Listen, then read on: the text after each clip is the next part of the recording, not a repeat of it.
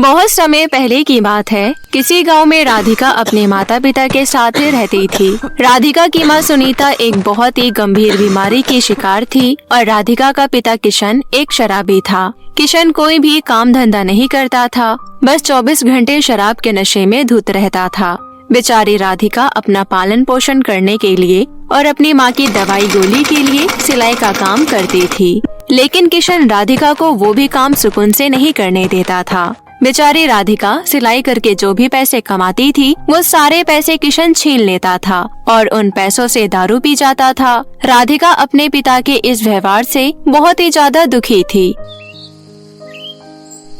हमेशा की तरह आज भी किशन राधिका से पैसे छीन कर ले जा रहा था कि तभी राधिका अपने पिता किशन से कहती है, पिताजी, आप रोज रोज मुझसे पैसे छीन कर ले जाते हैं। मैं कितनी मेहनत से रात दिन सिलाई करती हूँ और माँ का इलाज कराती हूँ, लेकिन आज मुझे पैसे वापस दे दो क्योंकि आज माँ की दवाई आएगी। अगर आज आप शराब नहीं पियेंगे तो आपका क्या बिगड़ जाएगा। 4 पैसे क्या कमा लिए, ये तो अपने बाप को ही सुना रही है। तुझे शर्म नहीं आ रही? मैं तुझे पैसे वापस नहीं दूंगा।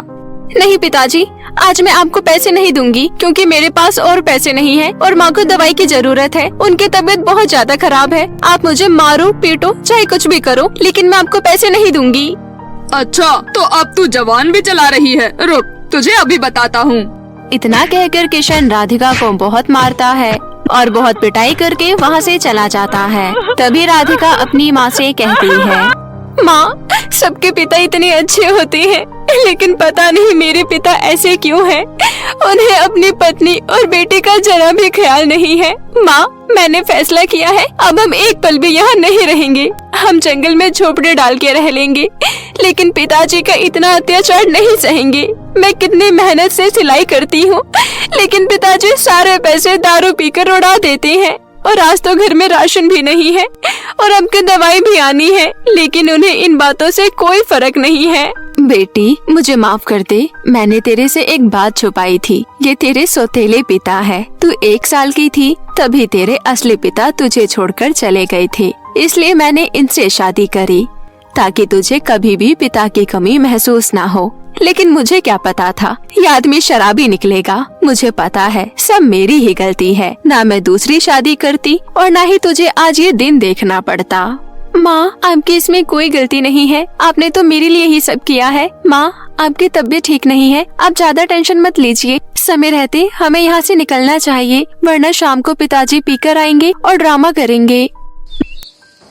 इतना कहकर राधिका अपनी माँ को एक जंगल ले जाती है और वहाँ जाकर लकड़ियों से एक झोपड़ी बनाती है और अपनी माँ के साथ वहाँ पर रहने लगती है। राधिका को बहुत अच्छे अच्छे गाउन सिलने आते थे, इसलिए गांव की सभी औरतें राधिका से ही गाउन सिलवाती थी। अपने शराबी पिता से दूर राधिका अपनी माँ के साथ बेहतर रह रही थी। ऐसे ही समय बीत रहा था। एक दिन सुनीता की बहुत ज्यादा तबीयत खराब हो जाती है। तभी राधिका अपनी माँ को डॉक्टर के पास ले जाती है। सुनीता के सारे चेकअप होते हैं। डॉक्टर राधिका से आकर कहती है, देखो राधिका, तुम्हारी माँ की तबीयत बहुत ही ज्यादा खराब है। चेकअप से पता चला है कि तुम्हारी माँ की एक किडनी पूरी तरह खराब हो चुकी है और दूसरी किडनी भी थोड़ी थोड़ी खराब हो रही है। तुम्हारी माँ का ऑपरेशन होना बहुत जरूरी है। अगर अभी ऑपरेशन नहीं हुआ तो तुम्हारी माँ तुम्हें हमेशा हमेशा के लिए अकेला छोड़कर भी जा सकती है। ठीक है डॉक्टर, लेकिन माँ के ऑपरेशन में कितने पैसे लगेंगे? तुम्हारी माँ के ऑपरेशन में 3 लाख रुपए लगेंगे। जल्द ही रिसेप्शन पर पैसे जमा करवा दो और उसके बाद हम तुम्हारी माँ का ऑपरेशन चालू कर देंगे। डॉक्टर की बात सुनकर राधिका घबरा जाती है। वो सोचती है कि वो 3 लाख रुपए कहाँ से लाएगी और तो और उसको कोई पैसे उधार भी नहीं देगा। वो सब सोच कर राधिका बहुत ज्यादा परेशान हो रही थी। राधिका एक रास्ते पर से जा रही थी। वहीं पर एक छोटी सी झोपड़ी में एक बूढ़ी दादी राधिका को आवाज मारती है और अपने पास बुलाकर कहती है, बेटी, मेरे घुटने में बहुत दर्द हो रहा है, क्या तुम मेरे लिए खाना बना सकती हो? ठीक है दादी, मैं आपके लिए खाना बना दूंगी। इतना कहकर राधिका उस बूढ़ी औरत की झोपड़ी में जाती है और खाना बनाकर बूढ़ी औरत को दे देती है। खाना खाकर वो बूढ़ी औरत राधिका से कहती है, बेटी, तुम्हारा बहुत बहुत शुक्रिया। मैंने आज तक इतना स्वादिष्ट खाना नहीं खाया। बेटी, मेरा आशीर्वाद तुम्हारे साथ है। तुम हमेशा खुश रहना। दादी, जिसकी जिंदगी में अंधेरा ही अंधेरा हो, उसकी जिंदगी में खुशियाँ कहाँ से हो सकती है? इतना कहकर राधिका उस बूढ़ी औरत को सारी बातें बताती है और बहुत रोती है। राधिका की सारी बातें सुनकर बूढ़ी औरत को बहुत दुख होता है। तभी वो राधिका से कहती है, बेटी, तुम इतनी दुखी हो, लेकिन तब भी तुमने मेरी मदद की, इसलिए मैं तुम्हें एक जादुई मशीन देती हूँ।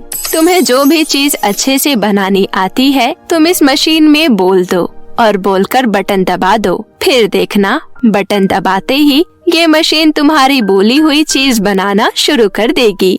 ठीक है दादी, हे जादुई मशीन, गाउन बनाना शुरू करो। इतना कहकर राधिका बटन दबाती है और तुरंत ही मशीन गाउन बनाना शुरू कर देती है। वो सब देखकर राधिका बहुत खुश हो जाती है और उस बूढ़ी औरत को धन्यवाद कहकर वो मशीन वहाँ से लेकर चली जाती है और जादुई मशीन के गाउन को बेचने बाजार में आ जाती है। जादुई मशीन के गाउन बहुत ही सुंदर होते थे। मशीन से बने हुए गाउन तुरंत ही बिक जाते थे। राधिका का नाम दूर दूर तक फैल चुका था। एक दिन राधिका को बहुत बड़ा ऑर्डर मिलता है। राधिका, तुम्हारे बनाए हुए गाउन बहुत ही ज्यादा सुंदर होते हैं, इसलिए मैं तुम्हें 1000 गाउन का ऑर्डर दे रही हूँ और मैं तुम्हें पैसे एडवांस में दे दूंगी। उस औरत की बात सुनकर राधिका बहुत ही खुश हो जाती है और 6 दिन के भीतर 1000 गाउन तैयार कर देती है और उस औरत को सारे गाउन देकर बहुत सारे पैसे कमा लेती है। राधिका के पास अपनी माँ के इलाज के लिए पैसे जमा हो चुके थे। वो तुरंत ही हॉस्पिटल के रिसेप्शन पर जाकर 3 लाख रुपए जमा करवा देती है। पैसे जमा होने के बाद डॉक्टर सुनीता का ऑपरेशन चालू कर देते हैं। ऑपरेशन कामयाब हो जाता है और सुनीता कुछ ही दिनों में बिल्कुल ठीक हो जाती है। दोनों माँ बेटी जादुई मशीन की मदद से अपनी जिंदगी में हंसी खुशी रह रहे थे। लेकिन तभी किशन को सब कुछ पता चल जाता है कि राधिका के पास जादुई मशीन है। तभी एक दिन वो उस मशीन को चुराने के लिए राधिका के घर चला जाता है, क्योंकि किशन ने शराब के चक्कर में सब कुछ बेच दिया था। उसके पास कुछ भी नहीं बचा था, इसलिए वो जादुई मशीन चुराने आ गया। लेकिन जैसे ही किशन उस मशीन को हाथ लगाता है, उसके हाथ जल जाते हैं। तभी जादुई मशीन में से आवाज आती है, तू कैसा पिता है? तूने अपनी लड़की और पत्नी को ऐसे ही छोड़ दिया। तूने उनके साथ मार पिटाई भी की और जब उनकी जिंदगी में जादुई मशीन की मदद से खुशियों के दिन आए तो तू उनसे वो भी छीनने आ गया। निकल जा यहाँ से, वरना तो तुझे पूरा जलाकर राख कर दूंगी। किशन जादुई मशीन के इतना कहने पर वहाँ से भाग जाता है। अब सुनीता घर पर रहकर जादुई मशीन से गाउन बनाती थी और राधिका उनको बाजार में बेचा करती थी। इसी तरह राधिका अपना घर चलाती थी। अब सुनीता और राधिका अपनी जिंदगी में हंसी खुशी रहने लगी। बादलों में 2 जादुई पर्स और एक मटका घर। कानपुर शहर में एक किराए के मकान में सावित्री अपनी 2 बेटियां मीरा और शालू के साथ रहती थी। घर का खर्चा चलाने के लिए सावित्री पर्स बेचा करती थी। कुछ दिन तक तो सब कुछ ठीक चलता रहा, लेकिन धीरे धीरे सावित्री के पर्स बिकने बहुत कम हो गए कि एक समय का खाना मिलना भी उनके लिए मुश्किल हो गया। यहाँ तक कि मकान का किराया भी 2 महीने से नहीं दे पाए। इसी चिंता में सावित्री की तबीयत भी खराब रहने लगी। माँ सावित्री की और घर बिगड़ती हालत देख बड़ी बेटी मीरा सोच में पड़ गई। माँ की तबीयत भी कुछ ठीक नहीं है और ऊपर से घर का किराया और खाने पीने का खर्चा। अब से मैं पर्स बेचने जाया करूँगी। ऐसा सोचकर मीरा अपनी छोटी बहन शालू से बोली, शालू मेरी बहन, मैं पर्स बेचने बाजार जा रही हूँ, तुम माँ का ख्याल रखना। ठीक है दीदी, पर तुम जल्दी लौट आना और आते समय कुछ खाने को लेती आना, बहुत भूख लग रही है। अच्छा ठीक है, मैं खाने के लिए कुछ लेती आऊँगी, तुम बस माँ का ख्याल रखना। इतना कहकर मीरा पर्स बेचने बाजार की ओर जाने लगी। कुछ देर बाद बाजार पहुंचकर मीरा बाजार में आए लोगों का अपनी तरफ ध्यान आकर्षित करते हुए बोली, पर्स ले लो, पर्स, सुंदर सुंदर पर्स ले लो, अलग अलग कलर के पर्स ले लो, देखो कितने सुंदर डिजाइन के पर्स हैं, पर्स ले लो। ये कहते हुए मीरा जोर जोर से आवाज लगाकर पर्स बेचने की कोशिश कर रही थी, लेकिन किसी ने भी उसे पर्स नहीं खरीदा। ऐसे ही शाम हो गई और मीरा मन ही मन सोचने लगी, हे राम जी, अब मैं क्या करूं? मेरा तो एक भी पर्स नहीं बिका, घर में अन्न का एक दाना भी नहीं है और माँ की दवाई भी लानी है। अब मैं घर खाली हाथ कैसे जाऊं? मुझे तो कुछ भी समझ नहीं आ रहा, मैं क्या करूं? ये कहते हुए मीरा बहुत उदास हो गई और घर की ओर जाने लगी। तभी रास्ते में मीरा ने एक बहुत बड़े बंगले से एक औरत को बाहर निकलते हुए देखा, जो एक प्लेट में बचा कुचा खाना लाकर बाहर सड़क में एक डस्टबिन में डाल रही थी। ये देख मीरा दौड़ते हुए उनके पास गई और बोली, सुनिए मैम साहब, आप ये बचा कुचा खाना डस्टबिन में मत डालिए, ये आप मुझे दे दीजिए। मेरी घर पर मेरी छोटी बहन और माँ ने सुबह से कुछ नहीं खाया। भगवान ने तुम्हें हाथ पैर दिए हैं तो तुम कमाकर क्यों नहीं खाती? ऐसे भीख क्यों मांग रही हो? मैम साहब, मैं भिखारी नहीं हूँ, दरअसल मैं पर्स बेचती हूँ, लेकिन आज मेरा एक भी पर्स नहीं बिका और घर पर मेरी माँ बीमार है, उनकी दवाई खरीदने तक के लिए मेरे पास पैसे नहीं है। ये कहकर मीरा रोने लगी। ठीक है, चुप हो जाओ। अगर तुम्हें पैसों की जरूरत है तो मैं तुम्हें थोड़े पैसे और खाना दे सकती हूँ, लेकिन उसके बदले तुम्हें मेरा एक काम करना होगा। दरअसल आज मेरी नौकरानी काम पर नहीं आई है। अगर तुम घर की साफ सफाई और झूठे बर्तन साफ कर दो तो मैं उसके बदले तुम्हें पैसे दे दूंगी। मीरा बंगले की मालकिन की बात सुन घर का काम करने के लिए फौरन तैयार हो गई। मीरा फटाफट से घर के साफ सफाई में जुट गई और सारा काम खत्म हो जाने के बाद बंगले की मालकिन ने मीरा को थोड़े बहुत पैसे और बचा कुचा खाना घर ले जाने को दिया। मीरा ने उन पैसों से माँ के लिए दवाइयाँ खरीदी और खुशी खुशी घर आ गई। तभी शालू बोली, दीदी आपने बड़ी देर लगा दी आने में, मैं कब से आपका इंतजार कर रही हूँ। आप माँ की दवाइयाँ लेकर आई है ना? माँ की तबीयत खराब हो रही है। तुम चिंता मत करो शालू, मैं माँ की दवाइयाँ ले आई हूँ। अब तुम देखना, माँ बिल्कुल ठीक हो जाएंगी। चलो पहले कुछ खा लेते हैं, आप दोनों ने सुबह से कुछ नहीं खाया। ये कहते हुए मीरा ने एक प्लेट में खाना निकालकर अपनी माँ और छोटे बहन को खाने को दिया। तीनों ने मिलकर पेट भर खाना खाया। उसके बाद मीरा अपनी माँ सावित्री से बोली, माँ ये लीजिए दवाई, जल्दी से खा लीजिए, देखना कल सुबह तक आप बिल्कुल ठीक हो जाओगी। बेटी तुम्हें मेरी वजह से कितनी परेशानी उठानी पड़ रही है। कल से तुम पर्स बेचने मत जाना, कल से पर्स बेचने मैं जाऊंगी। नहीं माँ, अभी आपकी तबीयत ठीक नहीं हुई, मैं आपको कहीं नहीं जाने दूंगी। आप बस घर पर आराम करिए। अब रात बहुत हो चुकी है, बड़ी जोरों की नींद आ रही है, मैं सोने जा रही हूँ, आप भी सो जाइए।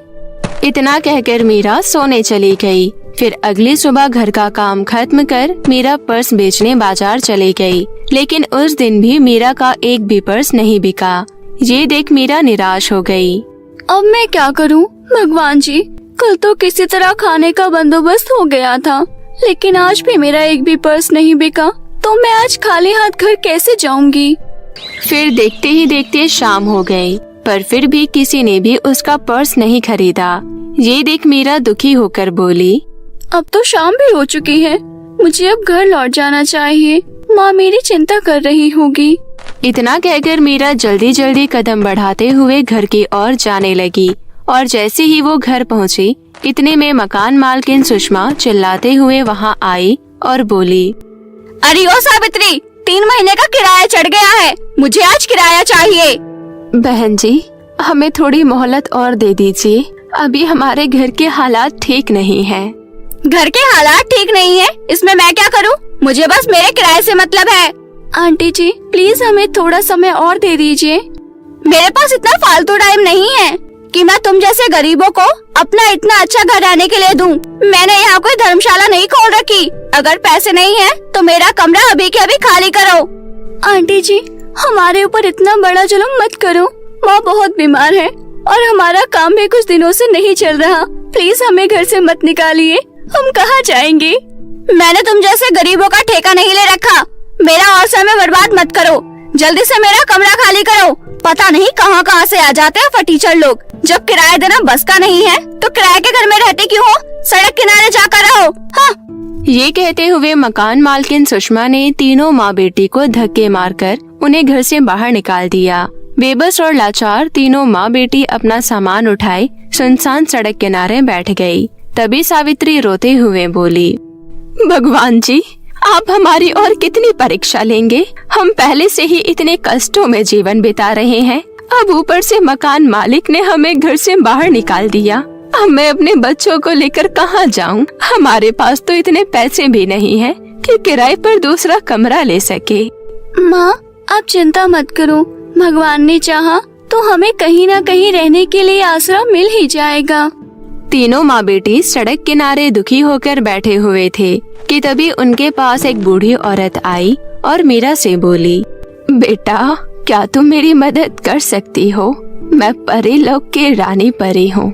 दरअसल मुझे एक दुष्ट जादूगरनी ने अपनी जादुई शक्तियों से बूढ़ी औरत बना दिया। अगर मैं कल तक अपने असली रूप में नहीं आई तो मैं हमेशा के लिए बूढ़ी औरत बनकर रह जाऊंगी और वो दुष्ट जादूगरनी मेरी सारी शक्तियाँ प्राप्त करके पूरे दुनिया पर राज करेगी। मगर मैं आपकी मदद कैसे कर सकती हूँ? बेटा, उस जादूगरनी ने मेरा जादुई 2 पर्स का घर अपने कब्जे में कर रखा है। उनमें से एक पर्स घर में जादूगरनी ने अपनी काली शक्तियाँ रखी है। तुम्हें दूसरे पर्स घर में जाकर मेरी जादुई छड़ी हासिल कर पहले पर्स घर को नष्ट करना होगा, तब मैं अपने असली रूप में वापस आ जाऊंगी। तुम्हें इसके लिए बादलों में जाना होगा जहाँ मेरे जादुई 2 पर्स घर है, लेकिन तुम्हें वहाँ एक मटका घर भी दिखाई देगा जिसे जादूगरनी ने भ्रम में डालने के लिए बनाया है। तुम उसके बातों में बिल्कुल मत आना। पर रानी परी जी, मुझे कैसे पता चलेगा कि कौन से जादुई पर्स घर में आपकी जादुई छड़ी है? जिस पर्स घर में मेरी जादुई छड़ी है उस घर में से तुम्हें बहुत तेज रोशनी आती दिखाई देगी, पर तुम वहाँ दुष्ट जादूगरनी की नजरों से बचकर जाना। चलो, मैं तुम्हें वहाँ जाने का रास्ता बताती हूँ। यहाँ से कुछ दूर तुम्हें एक झरना दिखाई देगा। उस झरने के पास तुम्हें एक सीढ़ी दिखाई देगी जो तुम्हें बादलों के पास ले जाएगी। फिर मीरा बूढ़ी औरत के बताए गए झरने के पास पहुँची। उसे वहाँ एक सीढ़ी दिखाई दी। उन सीढ़ियों में चढ़ते हुए मीरा बादलों के पास पहुँच गई। तभी उसे वहाँ 2 जादुई पर्स घर दिखाई दिए, जिसे देख मीरा बोली, अब मुझे देरी नहीं करनी चाहिए। मुझे जल्दी से रानी परी की जादुई छड़ी ढूंढनी होगी, इससे पहले कि जादूगरनी यहाँ आ जाए। और इन 2 जादुई पर्स घर में से मुझे पता है कि मुझे किस घर में जाना है। इतना कहकर मीरा जिस जादुई पर्स घर में से तेज रोशनी आ रही थी, वो जैसे ही उस घर में जाने लगी, तभी वहाँ एक मटका घर प्रकट हुआ और बोला, रुक जाओ लड़की, कहाँ जा रही हो? तुम्हें उस घर में कुछ नहीं मिलेगा। मैं तुम्हें इतनी सारी धन दौलत दूंगा जो कभी खत्म ही नहीं होगी और तुम पूरी दुनिया में राज करोगी। तुम जल्दी से मेरे घर में आओ। मुझे धन दौलत का कोई लालच नहीं और ना ही मुझे दुनिया पर राज करना है। तुम्हारी धन दौलत तुम्हें ही मुबारक हो। ये कहते हुए मीरा ने जैसे ही दूसरे जादुई पर्स घर में कदम रखा, देखते ही देखते जादुई मटका घर वहाँ से गायब हो गया।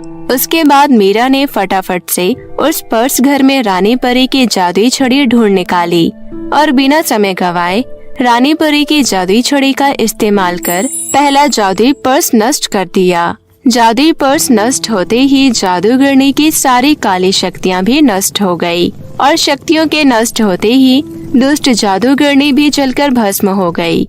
वहीं रानी परी भी अपने असली रूप में वापस आ गई। रानी परी की जादुई छड़ी की सहायता से पलक झपकते ही मीरा पृथ्वीलोक वापस आ गई और रानी परी को उनकी जादुई छड़ी सौंपी। ये देख रानी परी खुश होते हुए मीरा का धन्यवाद करते हुए बोली, तुम्हारा बहुत बहुत धन्यवाद मीरा, तुम बहुत अच्छी और नेक हो। आज से पहले ना जाने मैंने कितने लोगों से मदद मांगी, लेकिन वो सब जादूगरनी के जादुई मटका घर के लालच में आ जाते थे, लेकिन तुमने बिल्कुल भी लालच नहीं किया। तुम्हारा फिर से बहुत बहुत धन्यवाद। अब मैं वापस अपने परीलोक जा सकती हूँ, लेकिन जाने से पहले मैं तुम्हें अपना ये जादुई पर्स घर देकर जा रही हूँ। अब से आप सभी खुशी खुशी इस घर में रहना। इस घर में तुम्हें कभी किसी भी चीज की कोई कमी नहीं होगी। रानी परी जी, आपका बहुत बहुत धन्यवाद, वरना हम तो इस बात से परेशान थे कि अब हम कहाँ जाएंगे, कहाँ रहेंगे। आपने तो हमें रहने के लिए अपना जादुई पर्स घर ही दे दिया। मीरा, ये सब तुम्हें तुम्हारे अच्छे स्वभाव के कारण मिला है। अगर तुम धन दौलत का लालच करती तो तुम्हें ये सब कुछ कभी नहीं मिलता। इसलिए हमेशा ऐसे ही रहना, कभी लालच मत करना और सदा दूसरों की मदद करते रहना। अच्छा, अब मैं चलती हूँ, मेरा परिलोक जाने का समय आ गया है। इतना कहकर रानी परी अदृश्य हो गई और वही तीनों माँ बेटी खुशी खुशी जादुई पर्स घर में रहने लगी। अब जादुई पर्स घर की मदद से उनका जीवन बिल्कुल बदल गया। सावित्री ने एक बहुत बड़ा शोरूम खोला जिसमें वो नए नए डिजाइन और कलर्स के पर्स बेचने लगी और पर्स बेचकर मिले हुए पैसों से गरीब और बेसहारा लोगों की मदद कर अपनी दोनों बेटियों के साथ हंसी खुशी जीवन बिताने लगी।